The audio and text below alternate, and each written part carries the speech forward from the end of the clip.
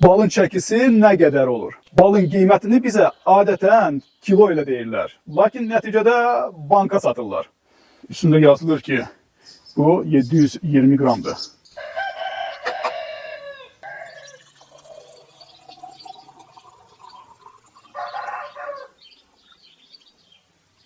Belə.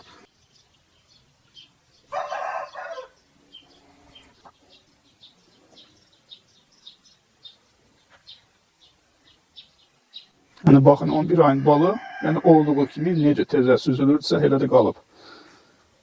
Kim deyirsə qara tikan balı xarıyır, o ya təmiz bal deyil, başqa qarışıqları var, ya da ki qaydaları pozublar, saxlama qaydasını, süzmə qaydasını və s.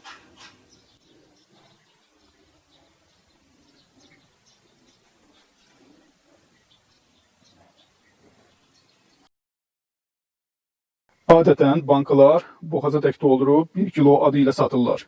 Tutaq ki 1 kilo bal 30 manatdır. Amma əslində 900 qram alırsınız. Yəni bu da təxminən 3 manat artıq ödəmə deməkdir. Və arıçı balını çəki ilə satmalı və mütləq tərəzi ilə ölçməlidir. Bu satıcı və arıçının məsuliyyətidir ki, çəki düzgün olsun.